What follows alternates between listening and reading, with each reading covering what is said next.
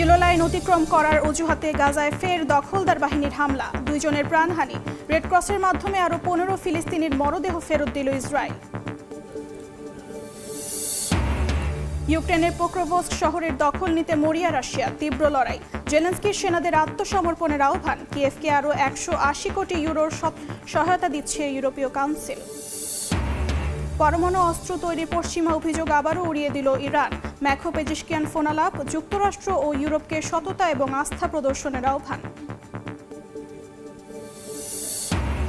Saudi আরবের কাছে F-35 যুদ্ধবিমান বিক্রির প্রাথমিক অনুমোদন যুক্তরাষ্ট্রের। মধ্যপ্রাচ্যের সামরিক ভারসাম্যে আসবে বড় পরিবর্তন, বলছেন বিশ্লেষকরা। এবং নিউ ইয়র্ক শহরকে নতুন যুগ উপহার দেওয়ার প্রতিশ্রুতি মামদানির। নতুন মেয়রকে কমিউনিস্ট আখ্যা দিয়ে ট্রাম্পের কটাক্ষ, অর্থনৈতিক সংকট তৈরির হুমকি।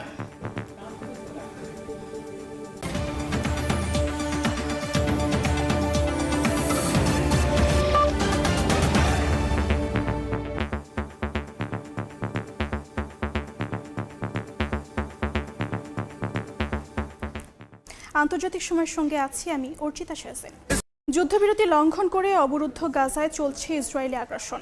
ইয়েলো লাইন অতিক্রম করার অজুহাতে বুধবার নেতানিয়াহু বাহিনীর গুলিতে প্রাণ গেছে আরও 2 ফিলিস্তিনির। এদিকে রেড ক্রসের মাধ্যমে ইসরায়েলের মরদেহ ফেরত দেওয়ার একদিন পর 15 ফিলিস্তিনের মৃতদেহ ফেরত দিয়েছে নেতানিয়াহু প্রশাসন। গাজায় টেকসই যুদ্ধবিরতি নিশ্চিতে সব পক্ষের প্রতি আহ্বান জানিয়েছে তুরস্ক। যুদ্ধবিধ্বস্ত গাজার বাসিন্দাদের দিন কাটছে চরম আতঙ্কে। চিকিৎসা সরঞ্জাম না থাকলেও হাসপাতালে হাজারো রোগীর ভিড়। আহতদের পাশাপাশি পরিবারের অন্য সদস্যরাও মানসিক আঘাতে বিপর্যস্ত। হাজার হাজার মরদেহ এখনও ধ্বংসস্তূপের নিচে আটকা রয়েছে। যুদ্ধবিরতির মধ্যেও হামলা এখনও নিত্যদিনের সঙ্গী গাজাবাসীর। বুধবার ইসরায়েলি প্রতিরক্ষা বাহিনী দাবি করেছে, গাজার মধ্যাঞ্চলে আবারও ইয়েলো লাইন অতিক্রম করে সশস্ত্র হামলা চালানোর সময় কয়েকজনকে লক্ষ্য করে গুলি চালানো হয়েছে। ডক্টরস উইদাউট বর্ডার্স জানায়, যুদ্ধবিরতি কার্যকর হওয়ার পর চলতি মাসে ইসরায়েলি হামলায় এ পর্যন্ত গাজায় 2 শতাধিক ফিলিস্তিনি নিহত হয়েছেন, আহত শতাধিক। এমন পরিস্থিতিতে ইসরায়েলে থাকা আরও কয়েকজন ফিলিস্তিনির মরদেহ ফেরত দিয়েছে নেতানিয়াহু প্রশাসন। বুধবার বিষয়টি নিশ্চিত করা হয়। এর আগে মঙ্গলবার রেড ক্রসের মাধ্যমে ইসরায়েলি মরদেহ ফেরত দেয় ফিলিস্তিনের স্বাধীনতাকামী সংগঠন হামাস।